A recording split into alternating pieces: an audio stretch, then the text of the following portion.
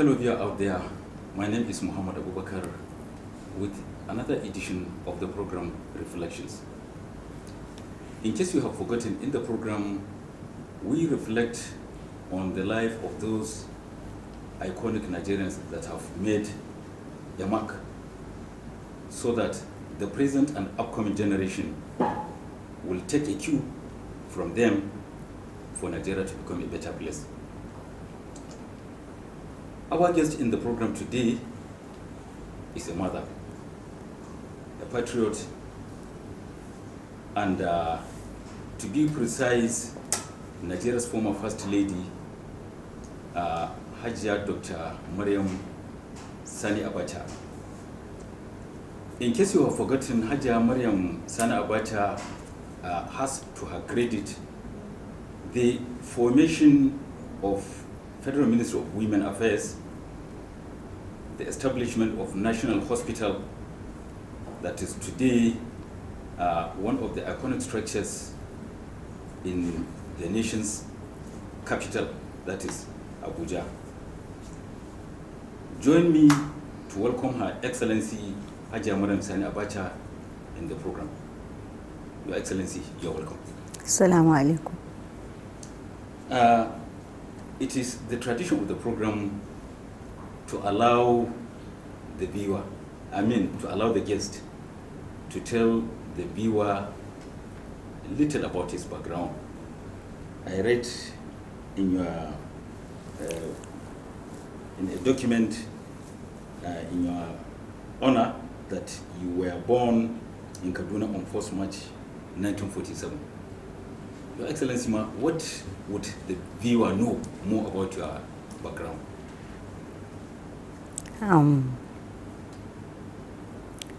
My name is Mariam. I've been named after my father's mother. Her name was Mariam Anini. And my father was Sheikh Muhammad Jidda. He went to school. He was one of those first people to go to school in Borno State, in Maiduguri. And my mother was Nanaya Gumsuna Sara. She was brought up in the Shehus Palace from Dikwa to Maiduguri.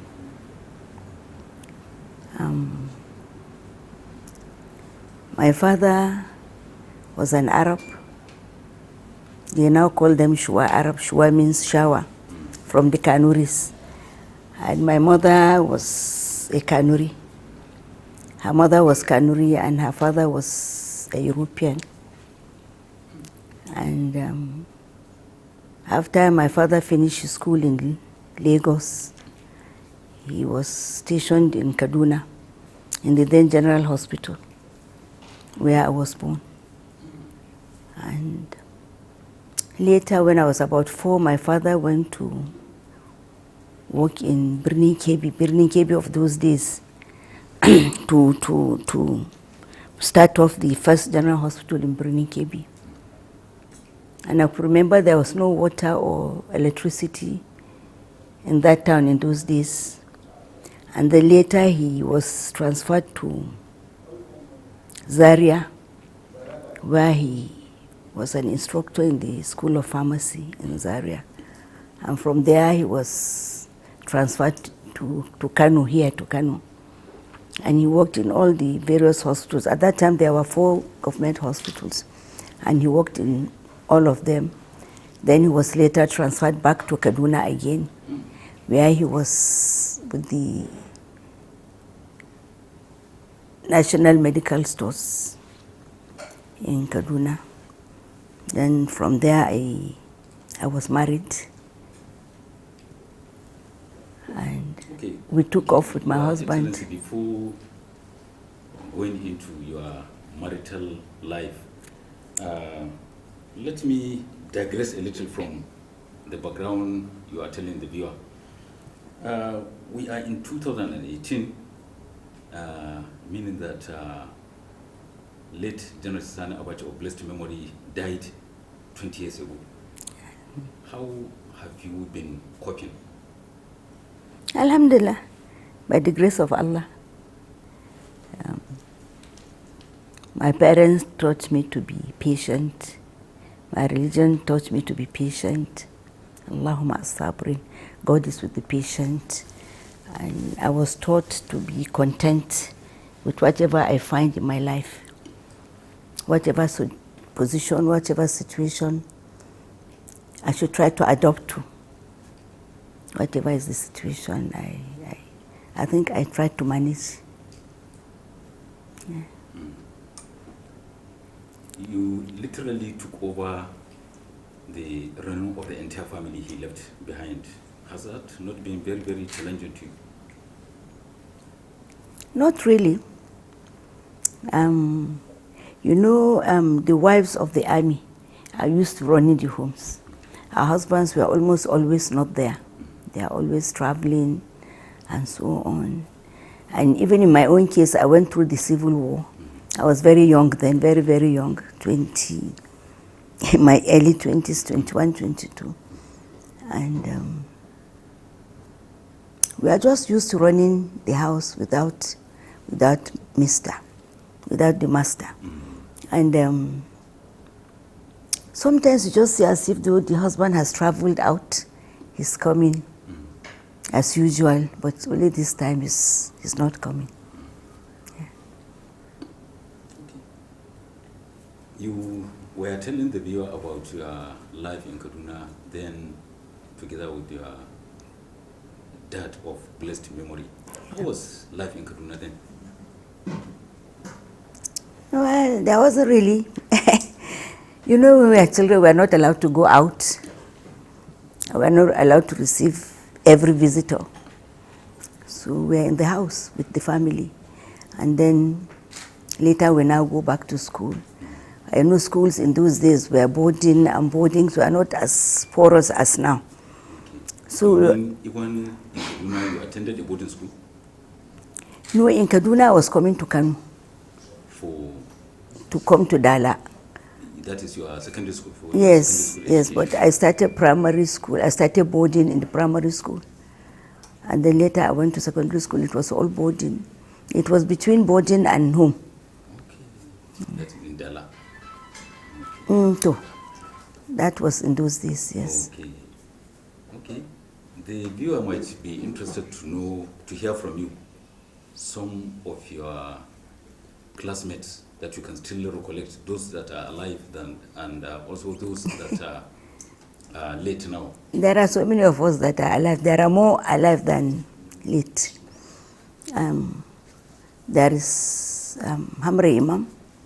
There is Justice Ralia Alelu in Ilorin. There is now Ambassador Marina Mohammed. There is, here in Kano, there is Halima Ladan from the Ladan family. Now Mewada. There is Umama Kama. There is Miru Tata Turaki. So many of them, so many. From primary to secondary, and we are still in touch. You are still relate. You still relate with each other. Very much so. Okay. Your Excellency, share with the viewer the school life, Dala. Okay. Before little you can recollect. I can recollect all. In Dala, before Dala went to primary school, in we call it Filin Zirgen Sama, the barrack now.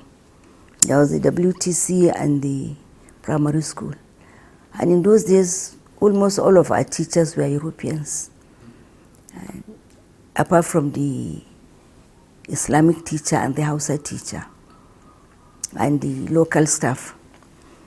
And in Dala also the same thing. They were all Europeans. There was in those we don't even have the Islamic teacher, a Hausa teacher or Islamic teacher in Dala. They were all Europeans apart from the local staff, the matrons and the school staff. Religion was not part of the curriculum? It was. The Christians go to church and they have a teacher. The Europeans, most of them are, of course, all of them are Christians. They were taught their religion. And in our own case, we had a Pakistani teacher who was a Muslim. She used to take us for Araiki. When I was in primary school, we had these long dormitories with planks as bed. You used to sleep on the planks? Planks. There was a wall here and there's a wall here, and they'll put the 3 planks, and they'll give you two blankets on a mat. The mat we call karamnu, the very, very basic mat. And then in the hot season, you can put the two blankets and sleep on them. On the mat. And then you have to bring your own pillow from your own home. In the cold season, you have to sleep on one blanket and cover with the other blanket. So that was how it went. And then we now came to Shekara. Then we were given a Vono bed. Shekara for what? Still primary school. We had only 1 year there, and then we came to Shekara primary school. Then we were given a Vono bed, but no mattress, with the same beddings. Then after Shekara, Dala, then we became big madams. There was the bed, and there was a mattress, and there was a pillow, but you have to bring your bed sheets from home. But the school gave us a bed cover so that the rooms can look uniform. After doing your bed, you cover your bed with the bed cover. And then we had table of 6. The senior girls, we are the second set in Dala with the senior girls and our class, and subsequently the other girls that came later. We had 6 girls to a table. There was a white tablecloth, there was a white napkin, there was a glass, there were plates, fork, knife, and spoon, and teaspoon. There were dishes for food and for the stew. There were jugs for the water. All for you? All for, on each of the tables. And there was the steward that will have to bring the water from the jugs and keep on your table. So Even at that level? Yes. We call her Mama Halima. I'm sure she's late now. And we had good cooks. And we had good matrons. And, which means you were served very, very delicious food. Precisely for a boarding school. Meaning that you do not miss anything home. More or less, more or less. In the morning we were given pap, kunins amia, with tamarind, with a cube of sugar. And if you have more sugar, you can bring. And in 9 o'clock, we come for breakfast. It could be yam and stew, or kosai, or anything. And then by the time we come, 11 o'clock, there was fruit to be served. Any fruit in season. Mangoes, bananas, oranges. Sometimes it's yellow. This is a garden egg, the big ones, or corn, boiled corn. Anything, ground nuts. Any food that is in season was given to us. Sometimes even tomatoes. And then we now go back and come back for lunch. Lunch is sometimes stew or rice or something. And then dinner. Okay. So that means you were at Government Girls College Dala for Yes. how many years? For 5 years. It was 5 years at that time. 5 years. You finished which year? 65. 1965. Yes. Okay. And on weekends, we are given like a loaf of bread with sardines, or with liver stew or something. Okay. So, Your Excellency, in a typical boarding school like the one you attended, Government Girls College Dala, cases of the stronger ones bullying the younger ones Was not there, was never there. Which means you We were very good girls. You are never a victim of bullying. I've never been. And you have never bullied anybody? Inshallah, I didn't. All the girls, all my seniors loved me. Even in primary school, there were those in senior classes 6 and 7. There were those even in WTC, but we don't live in the same environment. I think all the girls, the senior girls loved me, my colleagues liked me, and we were fine. I was fine. I've never been bullied. Okay. Okay. And I've never bullied. So when you finished secondary school in 1965, what followed? I got married. My parents married me off. You got married? Yeah. You did not, you didn't wanted to further your education? I wanted, but in those days, it's not, your parents want you to get married, that's it. You get married, and they say, okay, your husband can allow you to continue with your education. But if the husband did not allow you to continue with your education, then that was it. So the viewer might be interested to know at what point in time of your life did you come across late General Sani Abacha, who later was to become your husband? We met when we were very young. We didn't know what was to be our future. We were very, very young. So you knew each other? By chance. We went to, when our schools took us to Kaduna, 1959, to celebrate the self-government of Nigeria. And they were in their groups and we are in our groups. And we did our, whatever it is that we learned in school to go and display. And we came back. And I think that is where he first saw me. Okay. And it was love at first sight. You did not object? No. It wasn't love at first sight. I was very young. I didn't even know him. I only noticed him because he had the Kanuri mark like my people in Maiduguri. And that was it. And we forgot about it because we are not even allowed to interact. The girls were on this side, the boys were on the other side. We are not even allowed to interact with each other. So by the time I came, the father had a shop in Sabongari Market. His father? Yes, Baba Elijah Abacha. And our people will say, now that you're in Kano, please patronize Elijah Abacha's shop because his products are just from the company. He doesn't dilute sometimes when you go to the market, you find that the other traders, they open the creams or whatever, they dilute. And the content is not pure anymore. So, but he doesn't do that. So we were advised to go to his shop to buy some of our commodities. And one of those days, when we were on holidays, I went to his shop to buy some things for my family. And he was there, but I didn't even know I can't even recollect he was there, but I think he remembered that he saw me in Kaduna. And he found that the people in the shop, the other boys were familiar, Mariam. And later I found that he asked them, do they know me? They said, we know her, she lived so with her parents, and her father was in the hospital and this and that. So that was it. So the brothers, the junior brother, Abdul Qadir, used to come to our house to play with one of our cousins, Wani Umar. And they happened to be in the same class. So, well, he gave him a letter to greet me, and that was it. And okay, so when eventually you got married, it was expectedly you left with him to the barracks.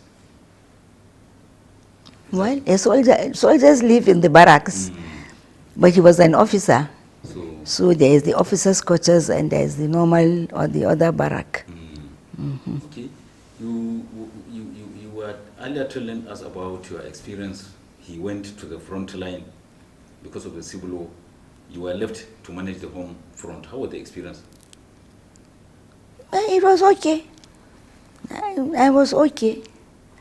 It depends on the individual. I was okay. The women used to come together They used to call us, the wife of the governor used to call us to come and do the Army Officers' Wives Association, to attend the meetings and to take care of ourselves and to take care of the soldiers, especially the wounded soldiers that were brought back from the war front to the hospitals. We were a bit busy, that's all. I had a cook and a steward and a nanny and a driver. We were comfortable. I was in the house. And that time there was no fear like today. In the night you just go in with your kids, you sleep, and they used to come and see us at least at the end of every month. He'll come for at least a week or 5 days and go back. Mm-hmm. Okay. Yeah. So that means it was that life in the barracks that prepared the ground for you to later spearhead the formation of Defense Police Officers' Wives Association. That one is a very long story from the war days in the 60s, the middle 60s, late 60s, and up to the time my husband became Chief of Army Staff.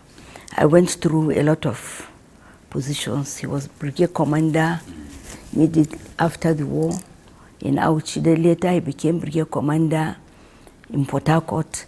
And a Brigade Commander is the head of the command in that area, and the wife is supposed to take care of the other wives in that location.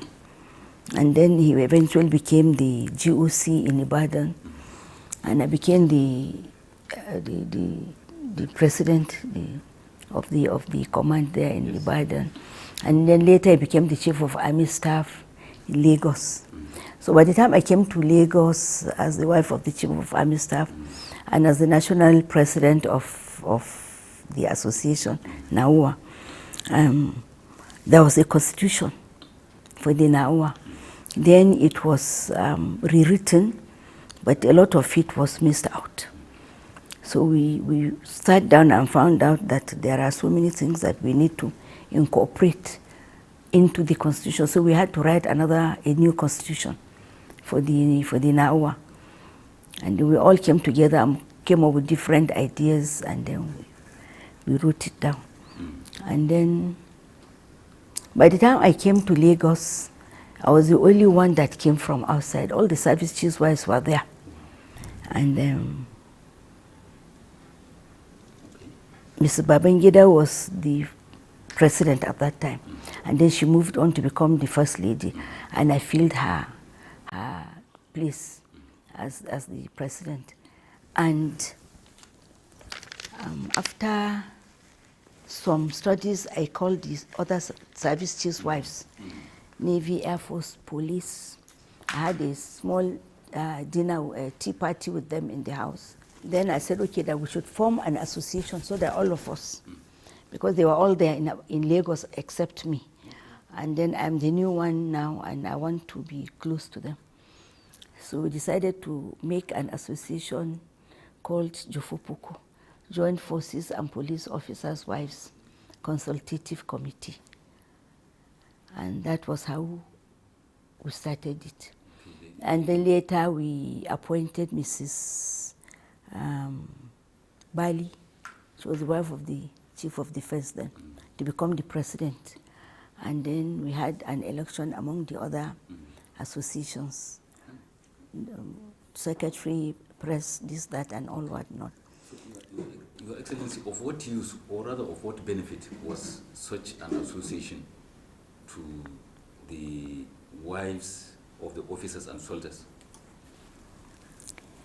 The wives of the officers take care of the wife of the soldiers. Majority of the wives of the officers are educated.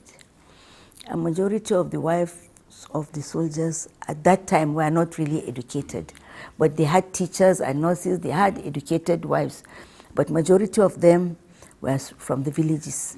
So we decided that we'll take care of them, and we in a small way. Their needs relating to education, health, yes, social welfare. Yes, in my own case, I made a school for them in Ojo Barracks in Lagos. It was a vocational school where they have to learn adult education, then secretarial studies, then sewing, and then catering, and then hairdressing. There were 4 arms at that time when we started it, and we educated them a lot.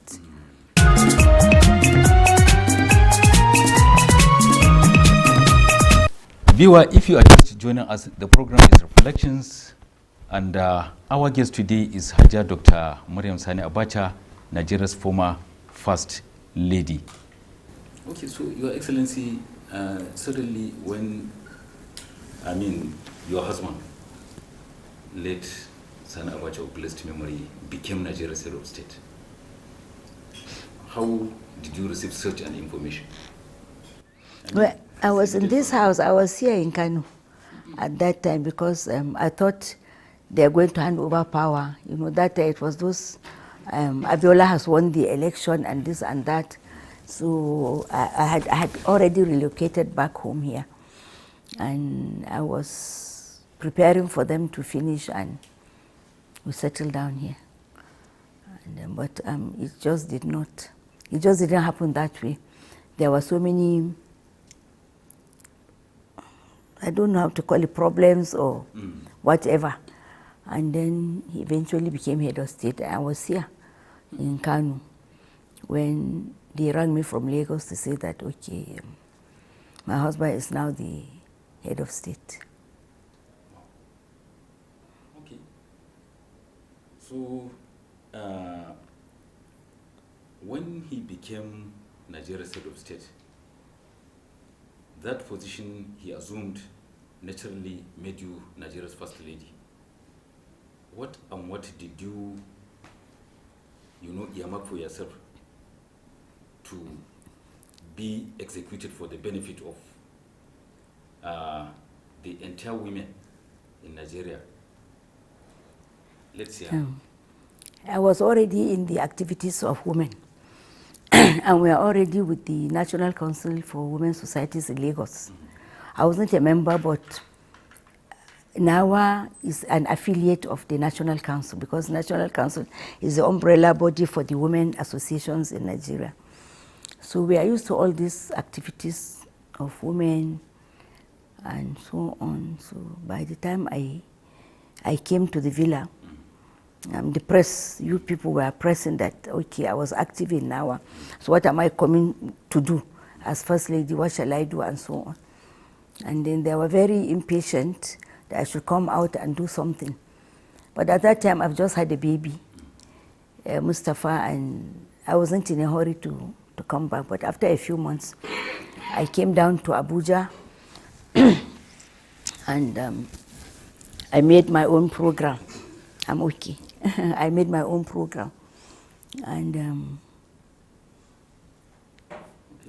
the program is a product of the activities I was doing in Lagos. Okay. And I remember when we did the NAWA Constitution, there was the wives of the defense. They said they want their autonomy. They don't want to be under one division. So we gave them the autonomy and we put it in the Constitution. Okay. So by the time I came to Abuja, it was a case of just to continue with what I was doing already. Okay. And by the time I came, I asked the chief, the secretary of the government, that I want to see the activities of our previous program, the Better Life. But I was told that the Better Life records were not on the ground. And I asked if there's any work done on the Commission for Women. Okay. And that it was Mrs. Fika.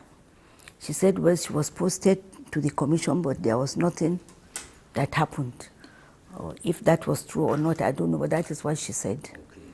And there was no money to carry on. There was really not much. So I thought, okay, I should just continue with my former activities because this other activity is no longer on the ground for me to do. Your Excellency, I read in your profile that you were very, very instrumental in the formation of Jam'iyyar Matan Arewa. Well, not really the formation. When the Jamia Mata Arewa was formed, I was in school. It was formed by Sardauna. Okay, Sardona. Okay. Okay. By his wives. Okay. And Haja Khadija, the first lady of Kaduna that time, Matar Sakashum. Okay, maybe during your time you participated in giving it I more did. life, making it more lively, more active.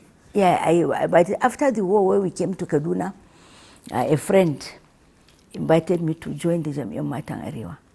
Because that time the Nawa was not functioning in Kaduna. So I asked my husband, he said, okay, I can go and join. So we joined the Jamia Matang Arewa. And we used to meet, and then there was the move to make a nursery school in Kaduna, and we prepared for the nursery school, and there was an election, and I was elected the treasurer at that time. But I opted, I said, okay, one other older woman should become the treasurer, me, I'll become the financial secretary, so we served the position. And then not long after, my husband was posted to Port Harcourt. So I had to leave the Jamia Matang Arewa, and I went to Port Harcourt. And in Port Harcourt, I found that there was no Nawa, but all the Port Harcourt women, the governor's wives, and the governor's wife, and the wives in the town, and some of the officers' wives used to come to my house because there was no Nawa at that time. I think there was a problem, and my husband said I shouldn't do it anymore, so we didn't do it. So we just had a small women's parlor there, and we discussed a lot of things. Then later from there, we were posted to, my husband was posted to Army headquarters in Lagos. Then we came to Lagos, and that was when Nawa was really resuscitated. Mrs. Jallo was asked to lead, to become the president, because the wife of the chief of army staff then was not educated, so she cannot, yes, lead us. Yeah. Your Excellency, anytime your name is mentioned today, the first thing that comes into the mind of anybody around is that the formation of family support program. Why did you see to the formation of such program? The family is very important and is very unique, and is an ideal formation for society. I'm from a family, and I've now formed my own family. So I think the family is the central point where a child will learn a lot of things, will grow up with a lot of information and education, and it's the family that will bring up their child to become a good citizen. And then the school, of course, will assist in molding the character of the child. And I believe so much in the family.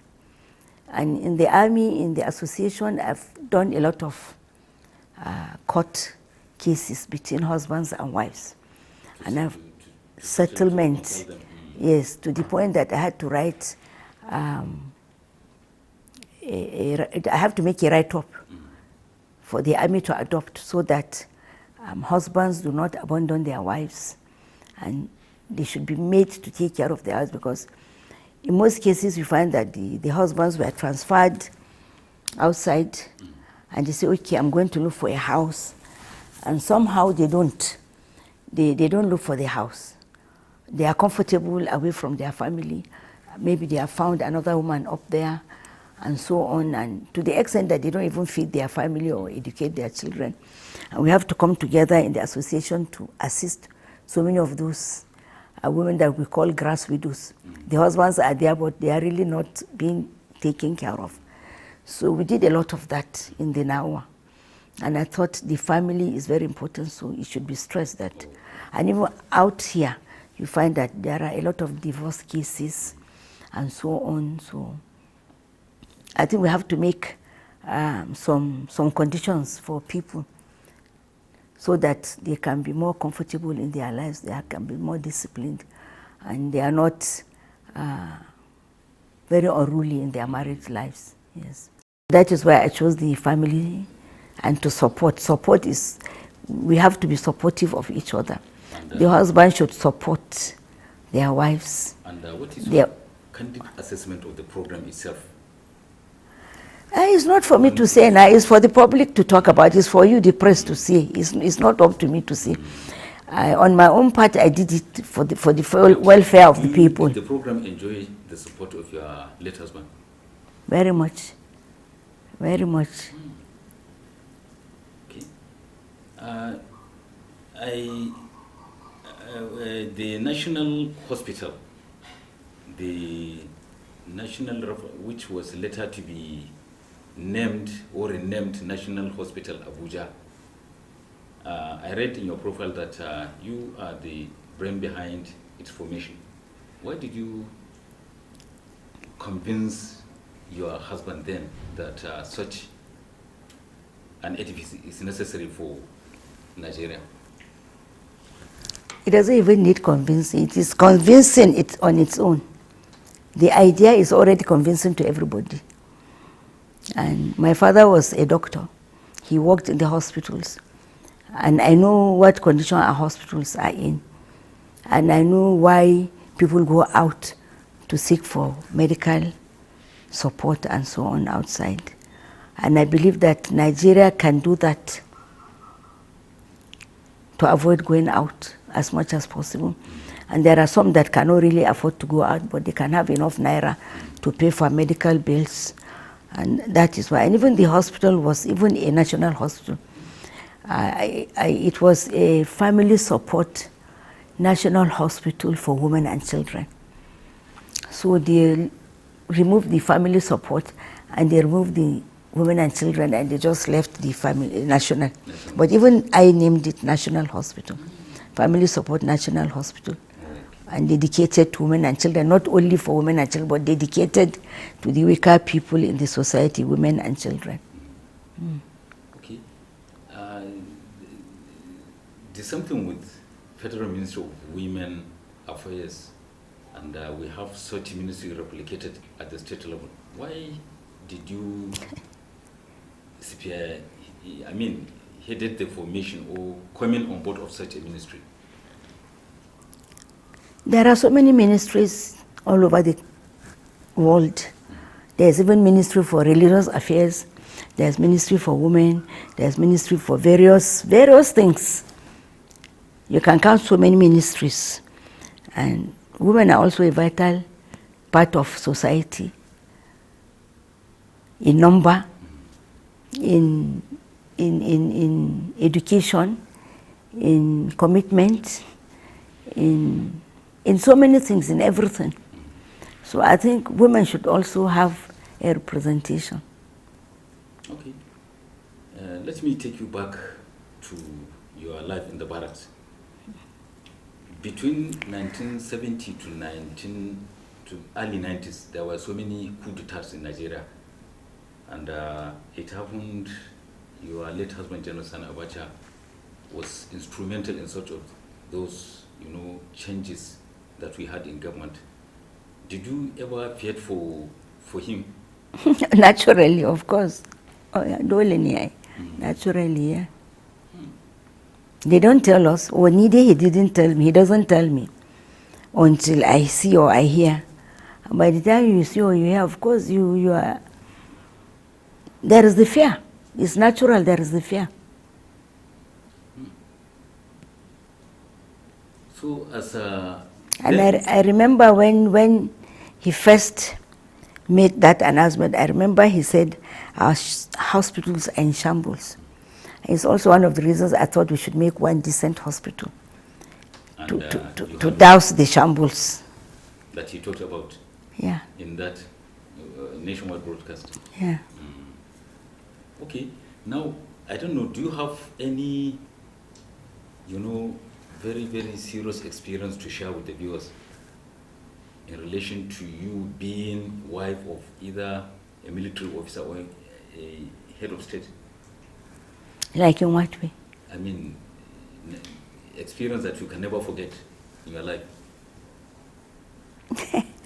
So many experiences. And the breaking of the war. to start with, that there's going to be a war in your own country and your husband has to participate. At that time, I think I was 21. I was expecting my second child, and we had to go home. At that time, we were in Kainji. He was sent to go and take care of the building of the dam in Kainji.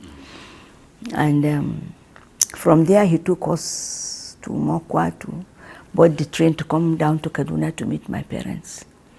His parents were always here in Kanu, so I had to come to Kaduna to stay with my parents. And we were very young, and it wasn't a pleasant thing. And then when you open the radio, you hear the Biafran side talking about the war, the propaganda, and so on. It's very touching.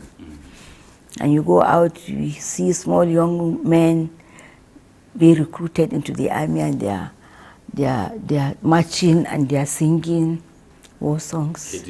Heading for the war front. They are being trained there. And you feel so sorry that a mother should give birth to a child, and by the time the child is grown up, instead of him to be useful, also he's being useful to this thing. But they go to the war front and they just get killed, and you begin to wonder what is the sense in the war, and so on. So I used to cry a lot at that time. It was very bad. Your Excellency, let me, the issue of women, you have always been identified with causes meant to advance women and children. General public. Yes. But with more emphasis on women, not only on women, but on everybody. Okay. Now, how do you look at the position of women in the Nigeria of today? Have they reached where you have been, where you want them to be, or they are still, lagging behind? Even me, I have not reached where I should have been, or I'm supposed to be, or I dreamt of being. Nobody can get all what they want. But if you are comfortable enough, if you are secure enough, that is all. And in this world today is a man's world. A man is your father, a man is your husband, a man is your brother, a man is your son, even your grandson, like in our own case now. You cannot divorce them from your life. They are part and parcel of you. Yes. So you want their welfare. At the same time, women are also your mother, your grandmother, your sister, yourself, your daughter, your granddaughter. So we cannot divorce ourselves from each other. All we want is for everybody to be happy, to be at peace, and to be comfortable. Women cannot fill the places of men 100%. Okay. Unless all the men have gone from this planet. And then men can also not replace the positions of women. So we have to work with each other. We have to interact with each other. We have to support each other, and that is where my family support also comes. Okay, yes. Yeah. So education, not only in Nigeria, the world over, is key in the development of mankind, human beings. Where do you place the factor of education and the girl child in Nigeria? The girl child is getting educated now. And but a woman by nature, biologically, she cannot be all, because in the first place she has the feminine reproductive system. She has to take care of her monthly problems. She has to take care of sicknesses related to that area. She has to take care of marital issues, getting pregnant, having children. So we don't even have all the time to do what a man can do. A man is free 24 hours all year round to go out and work, whatever it is his job, in the farm, in the waters, in the office, everywhere, in the market. A man will always go out and work unless he's sick. But the woman has some drawbacks. She's heavily pregnant, she has to stay. She's just giving birth, she has to stay. The baby has problem, the mother has problem. So women, they have their hindrances naturally. So we cannot say we are shoulder to shoulder to men, but we can be complementary to each other. Yeah. The Beijing conference that you spearheaded? I did not. Okay. It was United Nations program. It was United Nations program. Yes. Why? I mean, let's hear from you why Nigerian women were actively involved in it. Because Nigerian women were hardworking, they are educated, they have been working, they have experience, and they are happy people. So they participated very effectively at the Beijing conference, and anywhere where you have an able leadership, you are encouraged to participate actively. Yes. And the United Nations gave me a position of one of the vice presidents of the globe. There were 6 vice presidents, Nigeria was one of them.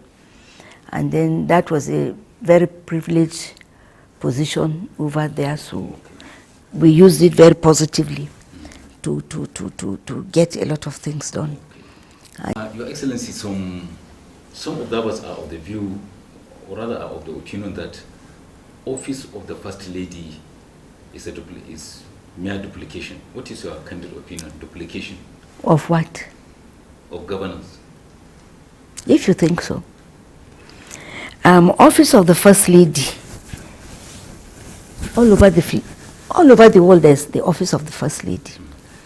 And in Nigeria of today, the First Ladies are also educated. Like in the days of Tafa Balewa, Zik, Sardauna, maybe they were not educated, or they are not well educated, and at that time the tradition was much stronger, and then they did not do much. Even Otto Gawan, they were all educated with the wife, and she didn't come out to do some, apart from the normal work of the house of the First Lady, or of the First Lady, or the wife of the head of state, or the president. You have never appeared disturbed or worried anytime wrong thing is associated with their late husband. Why is it so? Like what wrong things? Like the Abacha loot that has become so in those days. you have never seemed to be worried or disturbed about that. I shouldn't be disturbed because I don't know about the loot. I don't know. It's what you have done, or what you know that has been done, that will disturb you. And if you know that you are not guilty and your hands are clean, there's nothing to worry you. So that is why I'm not worried. And I know my husband in the army, he always keeps money, and he always does a lot of, he does his things right. And in the villa, if you think he has taken some money, then how would you think he took that money? Because there is no hole where any money was missing or was there. No, we were not told so. So in that case, the man has worked for a very long time in the army, and he has done his own, maybe trading. His children were also doing businesses and so on. So there's no how we cannot have money. He has his salary. He has his allowances as head of state of Nigeria. And Nigeria is an oil-rich country, mineral-rich, human-rich. Everything is surplus. God has blessed us. So a man that has risen from second lieutenant to full general before he became head of state, and he has become head of state, and he has no kobo. How can that be possible? Is that possible? All the other heads of states, are they begging on the streets?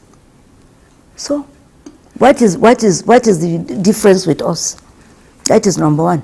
Number two, so many people have come out to say that is not the situation. But I think it's just politics. If anybody doesn't like you, and anybody wants to spoil your name, and the European or the Weibo said, you have to give a dog a bad name in order to hang it. So the man has already been hanged and he was in his grave. So why do you now want to skip talking about the loot? And that loot, for 20 years, Nigeria is still collecting that loot. That must be Nigeria's money. It's as good as and as plenty. And where did that money come from? I want the press to go and find out. Where did that money come from? He didn't take any loan. He repaid all the loans he got. He kept money in World Bank. He paid the salaries. He tried for all the arms of the government, like NEPA, like water, like roads, the PTF and all whatnot. So in ISATA, where did he get the money from? All these billions and trillions. It's now we hear that people are taking billions and trillions and are building fantastic. In fact, yesterday we were looking at so many photos of one senator that has built one sort of fantastic house. And I was remembering, this is paradise on earth for somebody to have this sort of house. And this house is our house since 30 years ago. Since 30 years ago. The furniture you see is since 30 years ago. We have not changed, even this carpet. Okay. Your Excellency, how did you receive the news of your Muhammad venturing into politics? Did you say for your consent? Of course. I'm his mother. He's my child. I do not have to receive news. I'm part and parcel of it. You know that politics is dirty. You do not stop him from venturing into politics. What is so dirty? It is if you are dirty. But if you are clean, then you are clean. Just like you are saying, I'm not disturbed. If I'm clean, if I went to politics, when you go to villa, you are in politics. But was I dirty? My husband was also not dirty. My children were not dirty.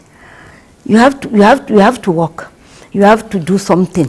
And they are young children. If they want something to do, they can go ahead. They can try. He tried. And he won his election. But somebody pulled him down by force. Through court cases and so on. Somebody that is supposed to be his father pulled him down. Has he said goodbye to politics, or he is still in politics? Politics is the vogue now, so we are still in politics. It's no longer military. Okay. We have done the military, we are now in politics. The last question, Ma. Yes. How do you spend your typical day? My typical day? You wake up 5 o'clock, you say morning prayers, you say Ishraq prayers, you say Duha prayers. You can sleep a bit or read a bit, and we say our Dhuhr prayers. You can eat your breakfast or whatever.